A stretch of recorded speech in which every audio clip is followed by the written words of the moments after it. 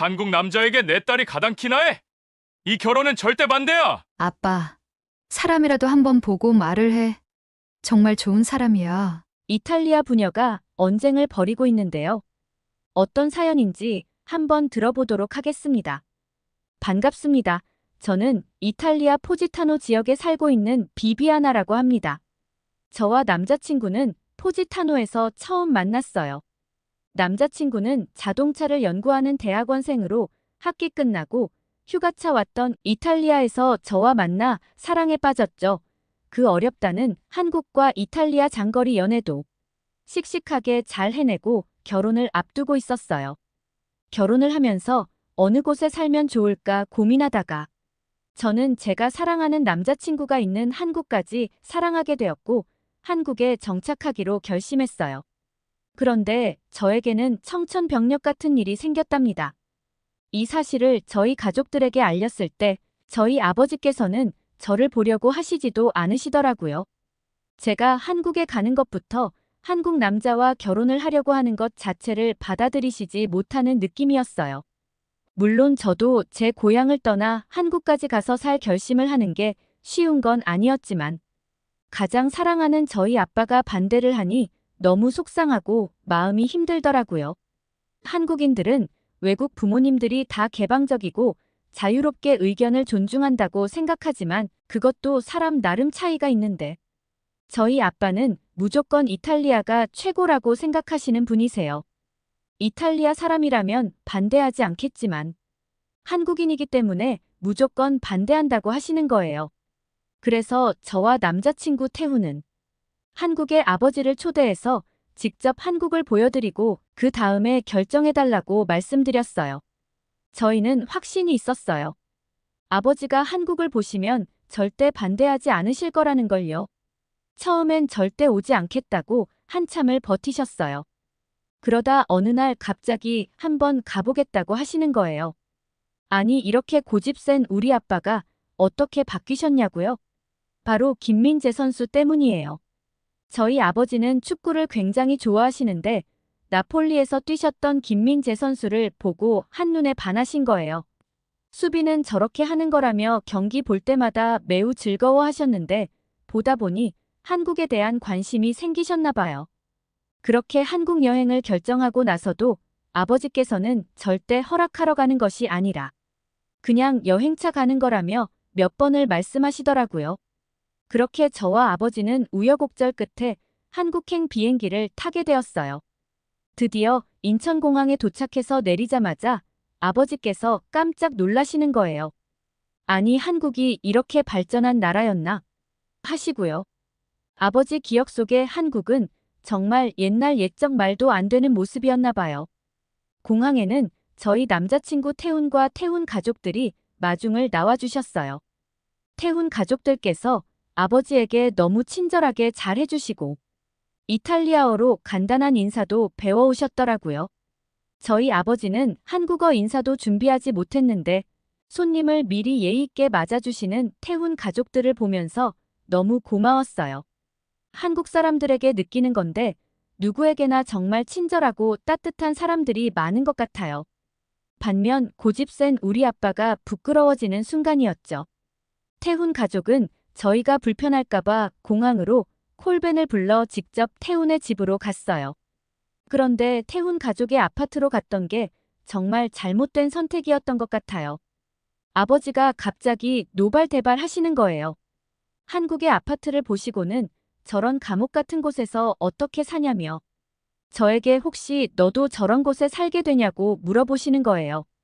당연히 한국은 아파트나 주택이 기본 거주 형태라 흔히들 아파트에 살게 된다고 설명드렸더니 말도 안 된다고 하셨어요.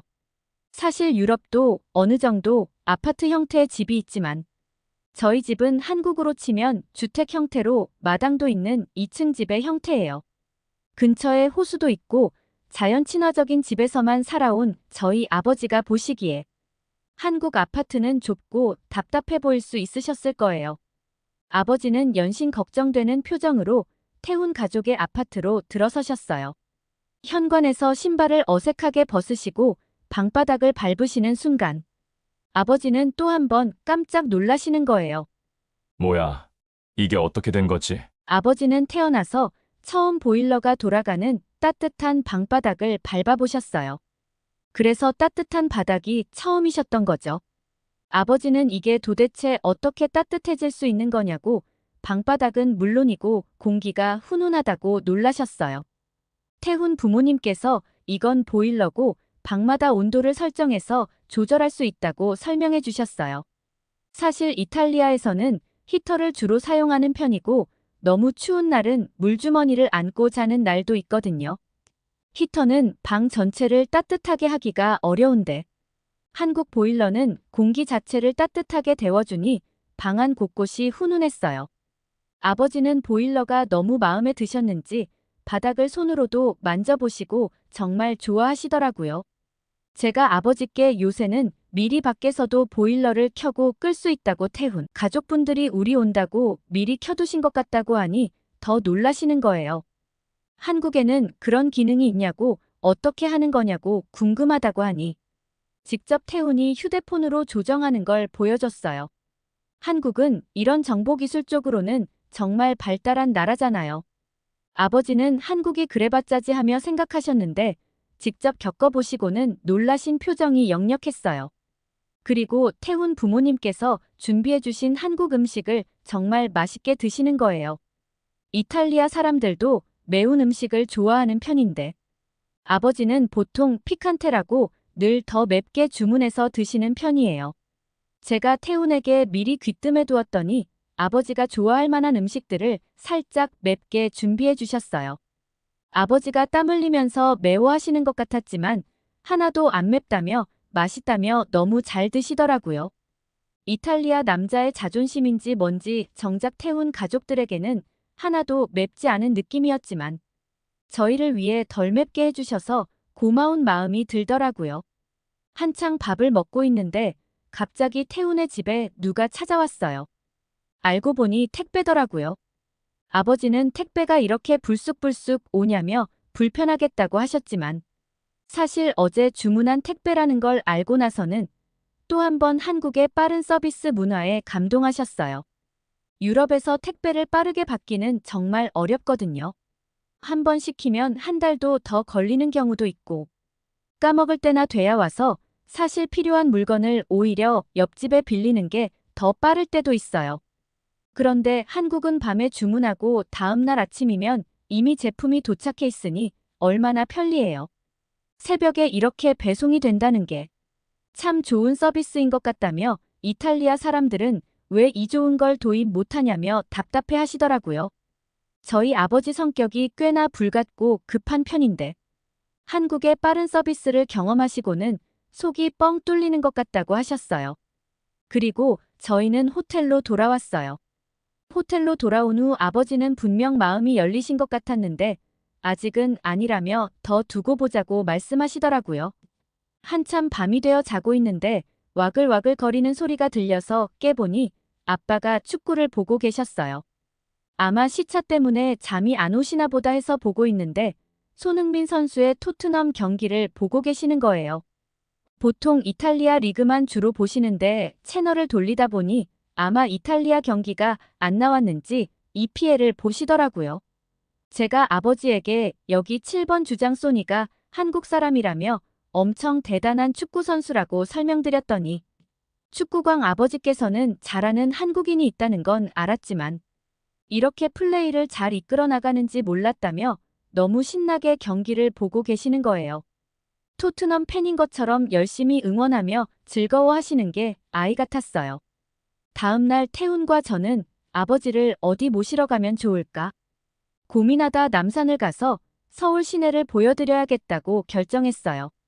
태훈이 아버지를 모시러 와서 태훈의 차를 타고 가고 있다가 아버지가 갑자기 소리를 치시는 거예요. 뭐야? 이거 길이 왜 계속 바뀌어? 하며 내비게이션을 보고 얘기하시길래 한국 내비게이션은 최적의 경로를 찾아 막히지 않는 길을 알려준다고 말씀드렸더니 세상에 너무 좋다고 그때부터 내비게이션만 보시는 거예요. 유럽에서는 주로 구글맵을 이용해 길을 찾아가는데 처음 정해준 경로로 그대로 따라가는 편이고 중간에 어떤 설명을 해주진 않거든요. 그래서 아버지는 그냥 몇몇 길을 외우시고는 거의 외운 길로만 다니시는 편이세요. 그런데 도로 사정에 맞춰 경로를 계속 바꿔주는 내비게이션을 보시고는 너무 좋은 아이템이라며 이탈리아에도 이런 게 있으면 좋겠다고 부러워하셨어요. 그리고 한국 내비게이션은 사실 정말 좋은 것 같아요. 과속에 위험이 있는지, 단속 카메라가 어디 있는지, 어디서 조심해서 운전해야 하는지 알려주는 것뿐만 아니라 경로도 여러 가지고 만들어주고 사용하는 사람이 참 편하게 만들어준 것 같아요. 이런 곳에서 한국인들의 꼼꼼함과 디테일함이 돋보인다고 생각해요. 사용자가 편리할 수 있도록 시스템을 갖추고 점점 더 업그레이드 해나가는 모습을 보면 참 배울 점이 많다고 느끼거든요. 아버지와 남산타워에 도착해서 서울 시내를 한눈에 내려다보니 가슴이 뻥 뚫리는 기분이 들었어요. 아버지께서는 서울을 한번 내려다보시고는 많은 생각에 잠기신 듯 했어요. 그러더니 저 우뚝 솟아있는 건물은 뭐냐고 물어보시는 거예요. 롯데타워를 가르키시더라고요. 롯데타워라고 저건 123층이라 설명드리니 누가 지어줬냐고 물으시는 거예요. 태우는 웃으면서 다른 나라에서 지어준 게 아니라 한국인들이 한국 기술로 지었다고 설명했어요. 두바이의 유명한 부르즈 할리파도 한국의 삼성물산이 지은 거라고 하자. 아버지는 한국에는 건축 기술도 뛰어나냐고 한국인들이 여러 분야에서 정말 뛰어나다고 놀라셨어요. 신기해하시는 아버지에게 직접 롯데타워를 보여드리고 싶어서 일정을 변경해 롯데타워로 가기로 했어요. 롯데타워로는 지하철로 이동하기로 결정하고 지하철을 타며 제가 우리 몇 분쯤 도착하지? 태훈에게 묻자. 정확한 시간을 대답하는 걸 보고 아버지가 그걸 어떻게 아냐고 하시더라고요. 그래서 한국은 지하철이 정시에 딱 맞춰 도착하고 늦는 일이 거의 없다고 설명해 드렸어요. 어플로 출발 도착 시간을 지정하면 거기에 딱 맞춰서 도착할 수 있다고요. 아버지는 이탈리아에 연착되고 지연되는 기차를 너무 많이 타보셔서 잘 믿지 않으시더라고요. 그럴만도 한 게 유럽에서는 적혀져 있는 시간을 믿을 수 없어요.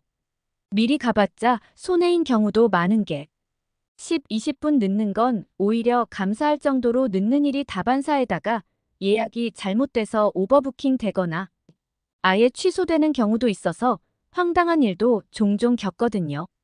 그래도 어쩔 수 없다 생각하며 지내왔는데 제가 한국 와서 가장 좋았던 게 시간을 맞춰주는 지하철이었어요.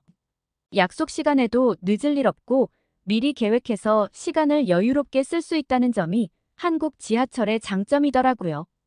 아버지는 저희 설명이 과장이라고 생각하셨는데 도착 시간에 딱 맞춰 도착하니 기적이라고 말씀하셨어요.